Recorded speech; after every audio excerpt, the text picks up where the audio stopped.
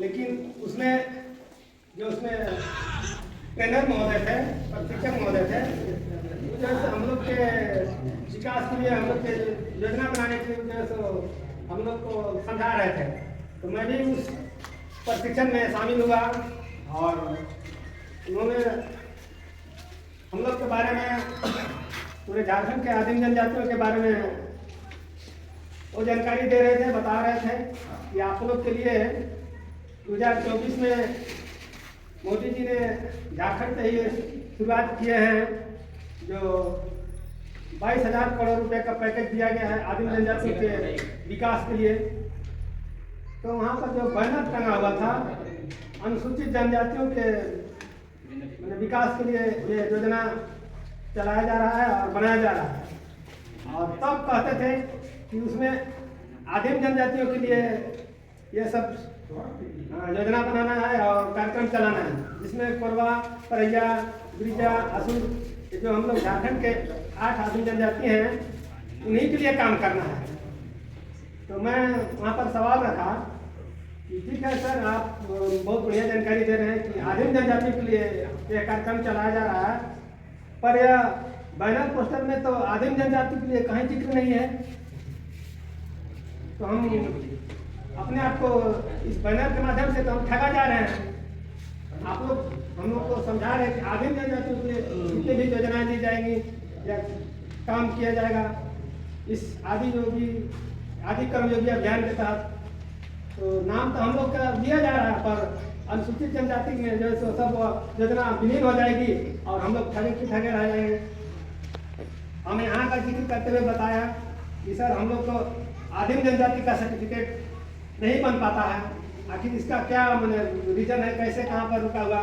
पहले दिनों में ऑफलाइन कहीं कहीं बनाया जाता था कि चंद्रिका कोरवा, पिता राम लखन कोरवा, ये कोरवा जाति के आदिम जनजाति सदस्य हैं।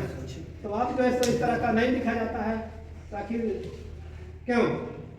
तो प्रखंड स्तर के जो प्रशिक्षक थे, उन्होंने हमको जवाब से संतुष्ट नहीं कर पाया।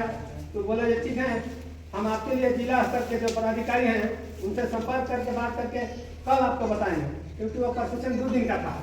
फिर दूसरा के दिन जिला से कुछ पदाधिकारी आए, संबंधित पदाधिकारी, वो यही बताया कि देखिए आप लोग के लिए कार्यक्रम, आदिम जनजाति के लिए कार्यक्रम है। हमारे गढ़वा जिला में कोरवा और परैया जाति बिलोंग करते हैं।